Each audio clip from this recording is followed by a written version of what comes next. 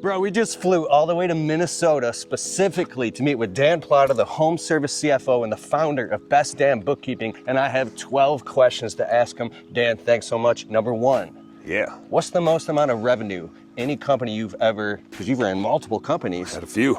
has ever produced in a single year? We're just under 4 mil in my blue skies days. So what type of services, what type of industry? In that business, we had window cleaning, pressure washing, some maid service in there, and then admin as well. We did bookkeeping, recruiting, and we actually did some marketing for people too. So we had the home service plethora going on, all spread out. I have 11 more questions to ask you, but we've done deep dive intensive interviews on the Untrapped podcast. To this day, it's one of the most valuable, actually the most valuable podcast we've ever done. I'll put links in the description below, or you just YouTube Dan Platta, 12 Steps to Scale Your Service Business on YouTube. It'll pop up. People have been taking notes like crazy. So let's go to question number 2. Hit it. Who's the most important person in your company besides for you, and why? My wife. She doesn't work in the company, but she's the most important to keep me doing what I need to do for the sake of the company. That's same with me. Why is that for you? Because we have 3 kids, and it's chaos. And so you gotta minimize chaos as much as possible. So whoever's doing the laundry and the dishes and the cooking and the cleaning and making sure these kids stay alive, you know. Do you work and you have to keep stopping to manage all that, or do you like how do you manage all that and run businesses? There's no stopping because everything's going too fast, and I prefer this. I tend to like the chaos of everything all at once. And so I tend to find I'm like working and doing family and working and playing and doing family and playing all at the same time. Yes. I want to maximize, which is not something I can do without an amazing wife. If you have a partner, whether they're in the business or not, they're a huge, huge component to the success. Bro, amazing answer. Question number 3, Dan Platta. It's my lucky number. What is the number 1 organization strategy when it comes to your business? How did you find that? By failing a bunch, I found it. The biggest organization for me, and it's so simple, is just having to-do lists and checklists for everybody. Now, I run a bookkeeping business, and so our lists are digital. We use Monday.com. I think you use Monday. Monday.com. And so we have a checklist of 22 items for a brand new client. When we sign up a bookkeeping client, there's 22 steps to get them through onboarding. And then there's a weekly list, and then there's a monthly list. And so we use all these lists so that partially for accountability, but partially so that our employees know which boxes need to be checked for which customers.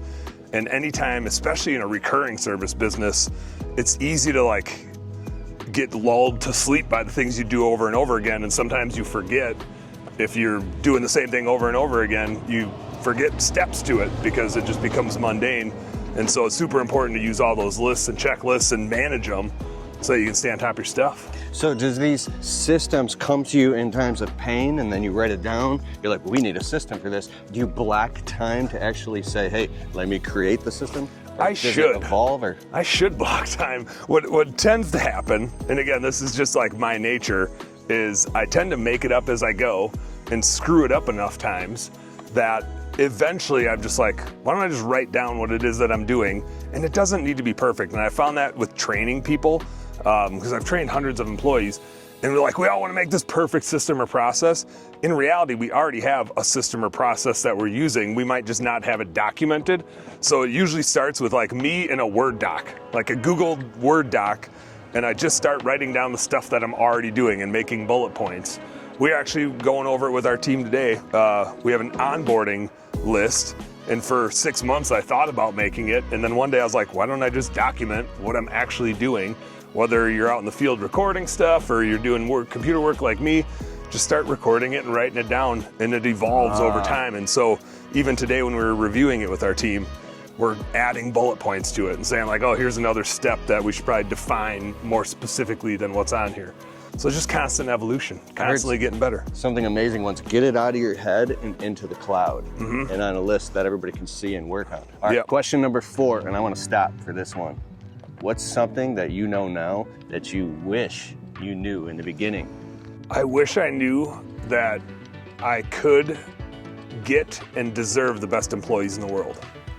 For so long, I would recruit, and it kind of goes along with this. Recruiting and hiring are two totally different things. I used to recruit when I needed to hire somebody, and it would always cause me to hire the first decent person that came along. When I could say, they'll be good enough for this job, I would hire them and then I'd stop recruiting, right? And sometimes they would work out, but a lot of times they didn't. And I have learned over time to recruit far in advance and recruit a ton of people. Like I want 10 on my list. Like I will have recruited 10 people for a job when I don't even know when I'm gonna hire them. And then what happens is I get to cherry pick from the best of the best of the best. Because what I found in my account managers in the business that I have now, I had 10 of them. And then when I realized how good the top 5 were, I'm never even gonna hire any of the bottom 5. I'm just gonna go find another list of 10. And man, especially in a home service business where our people are our product, having the best employees in the world makes business a hell of a lot more fun than having employees you don't know if they're gonna show up and you don't know if you can actually trust that they're gonna do what's on that Monday.com list or whatever it is. Changes everything if you have the best employees in the world. I wish I'd have known that I deserved it and that I could go find them. It's so much more fun. I learned in my landscaping business, bro, if you got the wrong employees, your business is a nightmare. But if you have the right employees, your business, it feels like you're flying. It feels like a dream. It becomes fun. Dude. And your marriage is way better too. Yes. When you have great employees, your marriage is always way better. All right, question number 5. What are the top 3 books that you've read that have impacted you the most? Number 1 would be The E-Myth Revisited, because Michael Gerber. I don't like so many business books I struggle with. It feels like they're selling me some stuff instead of actually trying to add value. And so I like that one, because it's like a parable. And even a guy that doesn't like to read a bunch of nerdy business book, like to-do list style business books, I can read a parable style book. Peak Performance was a book that I read. And I read that book. It just gave me some tidbits about like habits that I didn't know that I had, type of thing. And it just makes me way more aware of when I'm like self-sabotaging in a funny sort of way, but blaming other stuff. Along that same line, another one that I liked is Leadership and Self-Deception. Leadership and Self-Deception? Yeah, and so it really just paints the picture of like the same kind of self-sabotage things. Like, what stories are you telling yourself that is just you telling yourself a story and not the actual way that it is? And when you see that, and when you can see it in other people too, it allows you to be a better leader and like coach them and walk them through tough scenarios rather than getting frustrated with them, rather than yelling at them. With leading teams especially, it's so helpful to be able to see when they're telling themselves a story. And you can help guide them to the right answer versus get frustrated that they don't know what they're supposed to be doing. So when there's a deceptive story going on in yours or someone else's head, to be able to identify it, and then what's the solution again? To get the truth, to get progress? Well, it gives you the right set of questions to ask them, to like lead them, right? Because if you just tell them what to do, and we do this with employees all the time, is we try to tell them what to do, and maybe they'll do it that one time, but they didn't actually like learn anything. We need to get them to the right answer. And to get somebody to the right answer, you can't just tell them what the right answer is. To really help them understand it, you got to ask the right sequence of questions where they get to that conclusion by themselves, right? And then they can stop telling themselves the wrong story. But the problem is you got to like help them get past the story that they're living in, because we all love to, be in our own heads and tell ourselves our own stories. Yeah. And if you just tell them they're wrong, they're not going to take that well, right? So you just got to lead them to help them get to the right answer. Leadership and self-deception. Okay, readers are leaders, which leads me to question number 6. What is the biggest fear that you've had, and how did you overcome it? My biggest fear was actually just doing small business stuff and being an entrepreneur. I left the corporate world. I'd been in the corporate world for a decade, and that was what I was supposed to do, right? Growing up, that was what my parents told me to do, was you go to college, you get a job, and you stay there for the rest of your life until you're ready to retire. And so that was all I knew. And I had seen entrepreneurs, I had been around entrepreneurs, but taking that leap going into the small business space to go make half as much money and work twice as hard, that was scary as hell. But now I'm never going back. So how did you actually overcome it? I mean, just kind of like anything. At some point, you hit this decision tipping point of, I remember talking to Mike Delkey at the time, and his line was, "What's the worst that could happen?" And my thinking was, at the time, he's smart. At the time, I was in my late 20s, and I was like, well, if I go screw this up, I got plenty of career. I can come back. Like, I'm not burning bridges. If I go and do the small business thing and it's not what I wanted, I got plenty of runway left. I can go do whatever else or come back. And so when I looked at what's the worst that could happen, I was like, well, I'll go make a little bit less money and get a amazing education from the real world, and can always apply that to wherever. And so the risk wasn't as risky as the story. Back to the story I was telling myself, it's scary taking that leap, but like all that's gonna happen is you're gonna learn and get better, and you'll never regret that. So. Great answer, bro. Are you ready? I bet you can't guess what number 7 is. Question number 7. All right, Dan Platta, home service CFO. This is perfect. What is the number one piece of advice that you would give to somebody who's just getting started as an entrepreneur in their own service business, bro? Man, I would say find good mentors and learn from their mistakes. So many people are out there that love sharing the journey and love sharing the story, and anything any of us want to do, somebody's done it before. We just got to find out who they are, and there's a lot of ways to scale a business. And can you blend in what your specialty is? Like running you have a bookkeeping agency, you're the chief financial officer, you're a master of finances. What about that part too, and just getting started and developing good habits? I mean, I think all of that comes in time. Early on, I wouldn't say that's the most important thing, because when you first start, you have your hands on everything. You see, and you can run the business from your bank account. You see everything. Once you hit the like $100,000 to $200,000 in revenue and you start hiring employees, then finances get really important, because you have bigger decisions to make, and if you're wrong, the cost of being wrong gets exponentially greater. And so all of a sudden the numbers start to matter a whole lot more. All of a sudden 1 percentage point means tens of thousands of dollars instead of a few $100. You're gonna care more about that 1 percentage point. So and that's where the finance stuff gets. There's more places where money can leak out. Oh yeah, and other people are spending your money. When you're small, it's just you. If it's just you can kind of see everything. But as you get more and more employees and other people start spending your money, then the finance side gets super important. But I think so much of it, again, comes back to who are you following? Who's giving you the coaching and the advice and talking about the mistakes they've made? Granted, we're all gonna make our own mistakes. We're entrepreneurs. If you're an entrepreneur, part of you likes to run full speed into a set of problems and see what happens. But just trying to figure out who you trust, who will give you a straight shooting answer instead of just some BS and talk about all the revenue they've generated over time or whatever. Find that right person or right couple people, bro, and learn from their mistakes. You just reminded me, I heard a great word of advice from a business coach one time. He said, there's all these different people you can have sometimes conflicting advice. Find someone that you really, really resonate with and follow their coattails all the way up to a certain point, Yep. Well, and there's thousands of different business models out there. There's no right way to run a business. And you and I have talked about this before with the purgatories of scaling. Like, scaling a business isn't the right thing for everybody. And it might not be the right thing for you now, but it might be later. Like, if you got a bunch of young kids and you're doing a bunch of family stuff, maybe scaling the business right now isn't the right thing to do. So don't go following somebody that all they talk about is, here's how to scale a business to be a $10 million business. Not everybody should be running a $10 million business. Maybe you shouldn't be running one right now, but future you, maybe.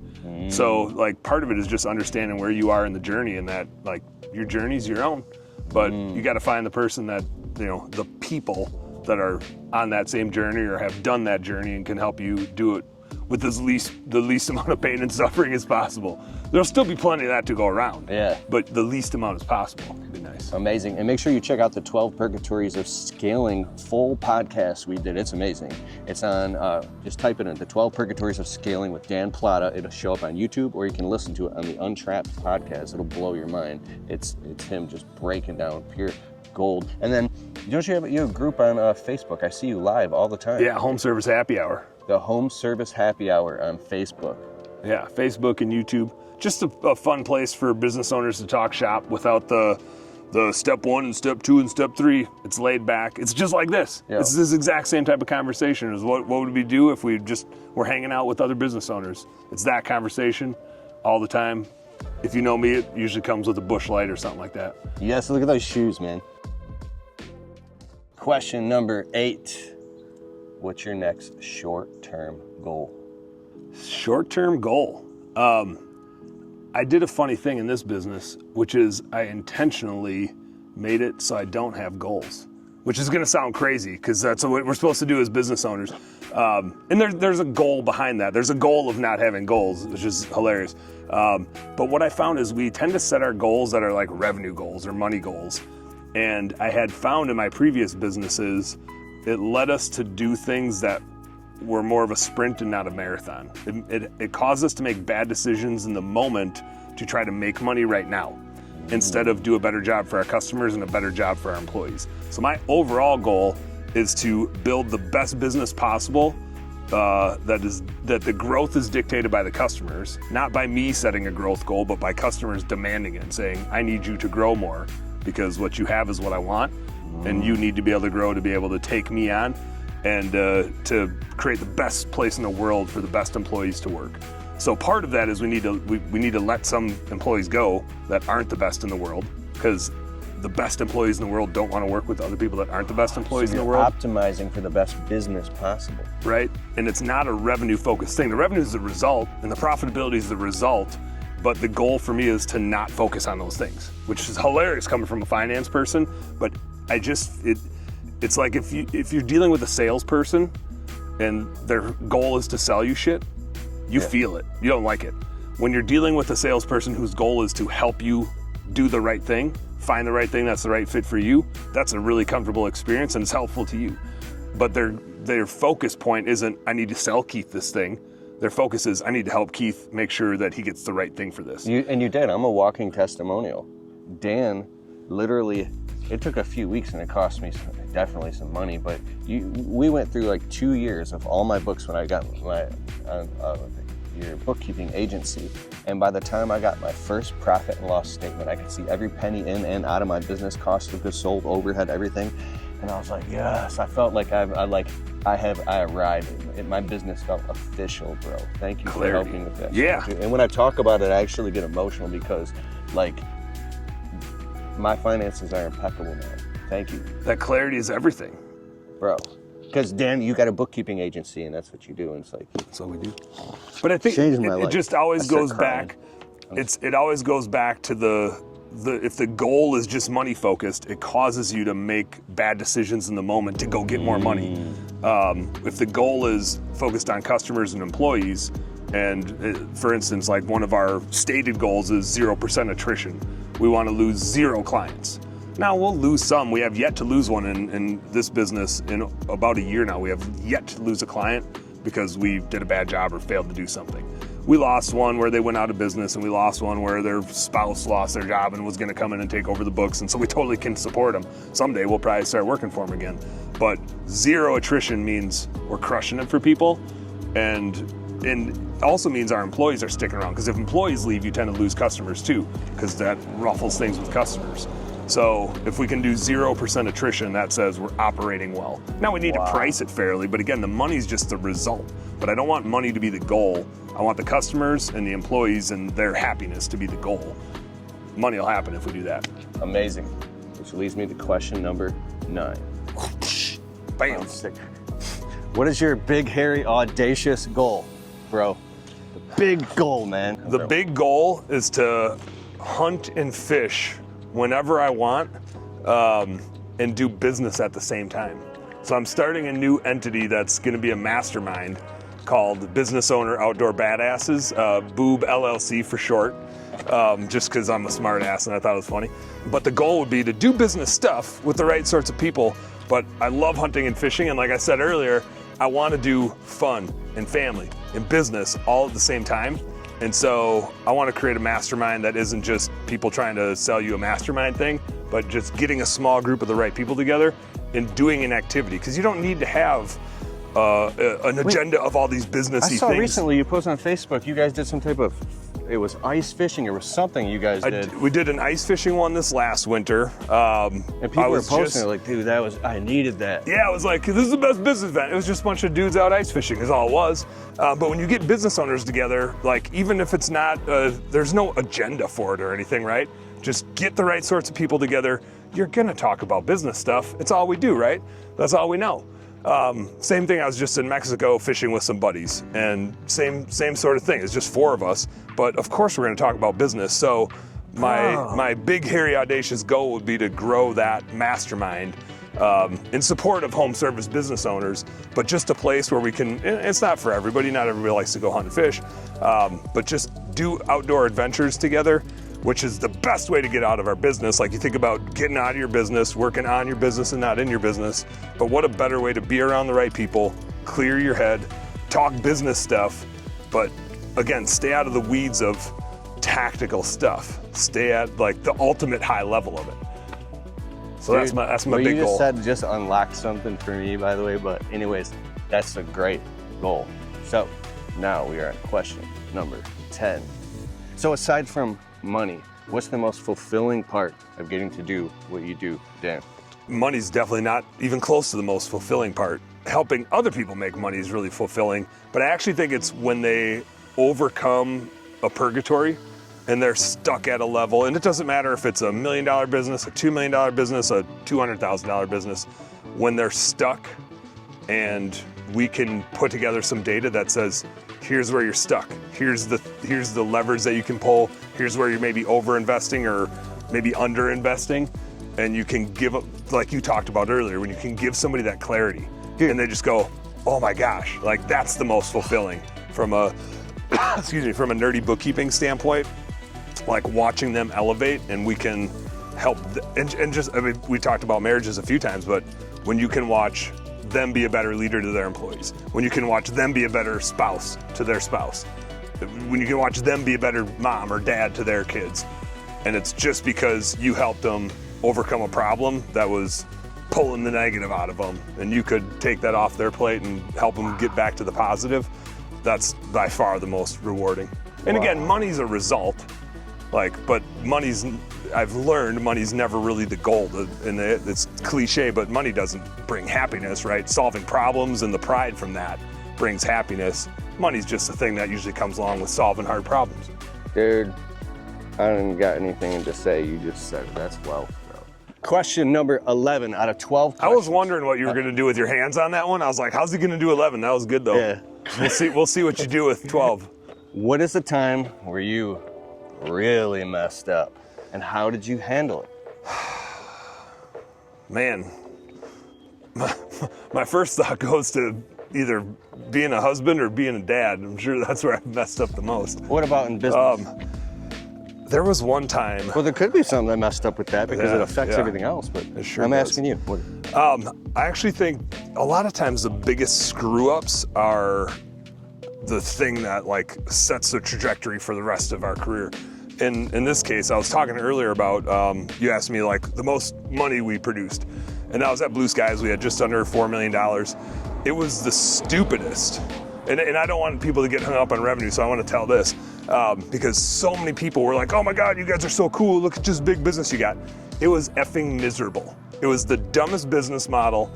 It was a terrible idea. We had home service businesses around the country, super spread thin, 100 employees. It was chaos. There was one time, one of the triggers for me to sell one of those businesses was I had traveled 2 weeks in a row for conventions for our admin company, and then my general manager in St. Louis was departing, and I had to go, like last minute, had to go fill those shoes with somebody. Departing, like quit? Yep, took a new job. And it was like a goal of hers. So it was super awesome, but I still had to be the one to go hire a new general manager, and it caused me to miss my 4-year-old's birthday.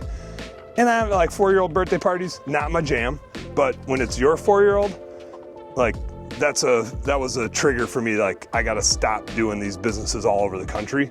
And it was chaos. It was one of those things where I'll never do it again, but I don't regret it one bit because of all the things that I learned, and it made me way better at doing bookkeeping because we had to do it remotely for ourselves. But having businesses in multiple locations was awful. It was such a distraction when we could have just grown the one that we had in one location, probably 10 times the size of that business if we just stayed focused. But we just kept chasing shiny objects and buying more businesses and starting new businesses. And it was so stupid, and it was miserable. Like, it was so stressful. There's always fires. the minute I'd put a fire out over here, I'd turn around and the thing I'd put out earlier was back on fire. And so, again, I would never do it again, having businesses all over the country in multiple places, but I don't regret it one bit because it made me awesome at what I do now. Full stop, bro. You stay dropping golden nuggets. Oh, shit. All right, now for the final question, number 12. This one's the big one. This one's the banger. Here goes. Where can everybody find you and your bookkeeping agency? Oh, that's a good one. I thought it was going to be this real intense question. bestdanbookkeeping.com, just what it says it is. Find me on Facebook, Dan Platta. And bookkeeping has 2 O's, 2 K's, and 2 E's. It's the triple double. I'm a baller. I'm easy to find on Facebook because I make a lot of content there, so just Dan Platta. I think I'm the only Dan Platta out there. Do you have an Instagram check out, or TikTok? I do. It's all under Home Service Happy Hour. So go check out Home Service Happy Hour content. It's on Facebook, it's on YouTube, it's on Instagram, it's on TikTok. It's just cool stuff like this, hanging out with other business owners, talking shop. And what is it specifically that you do? What does your company do? We help small business owners in the home service industry understand the data in their business and understand how to make decisions with it. So often, and you and I have talked about this on some previous podcasts we've done, but so often bookkeeping is understood to be like an accounting thing that we need to do to get our taxes done. You can do your taxes with bank statements and a box full of receipts. Bookkeeping is the thing you do in your business to give you good data, to help you make better decisions so you can be more profitable, grow it faster, have a better marriage, be a better dad, understanding your numbers mom. Impeccably. Yeah, if you can make better decisions, you're a better business owner. I go to my accountant when I do my year-end taxes, we do a third quarter, kind of like follow up to get, and then I sit down with him, I just give him everything, and my accountant's like, this is great, this is easy. And a bill goes down with my accountant because everything's impeccable. That's kind of just like money, it's just the end result. But the fact of the matter is now you can make better decisions all year long. Make you money and stop you from losing money. Yeah.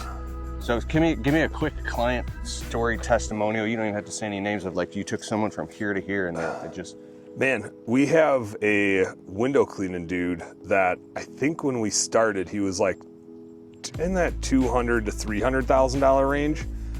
And now he's doing 1.3 million. Now he has a new set of problems, but the data is the thing that helps us figure out what the problem is. So now the problem that we're working on right now is a marketing related one, which in the economy we're working in, it's a marketing challenge right now. But we've solved the recruiting one. He and I have talked a whole lot about that. Solved the recruiting problems, working on the admin problem.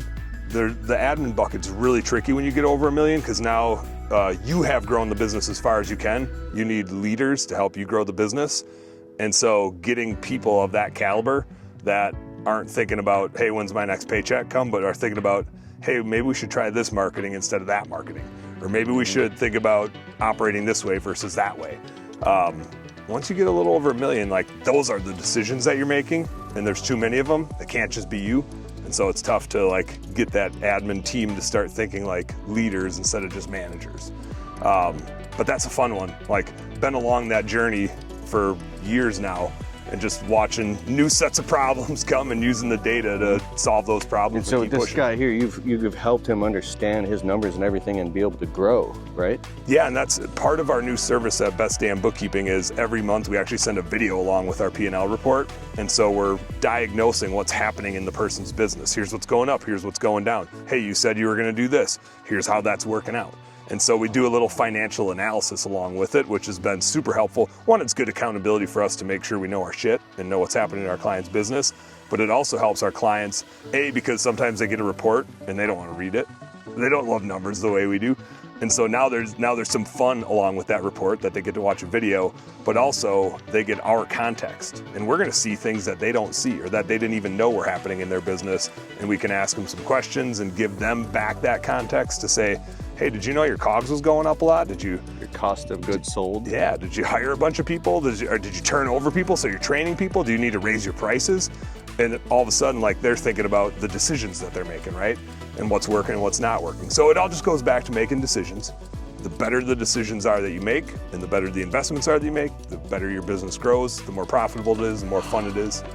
And so that's what we do. Are you feeling overwhelmed, stressed out, bogged down?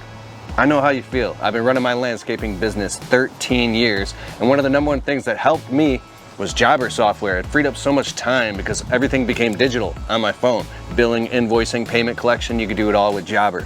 If you want to try a totally free trial of Jobber software for 2 weeks and get a huge discount with my exclusive link, go to getjobber.com/Kalfas. Just go there and click the link below. Try it, you'll love it. So, hit the subscribe, notifications, check the links below, follow Dan. I wish you much honor and respect and success in your business, and much honor and respect to you, brother. Heck yeah. Thanks for so coming much, out. bro, and thanks for being on my show. Heck yeah. All right, peace. I have goosebumps.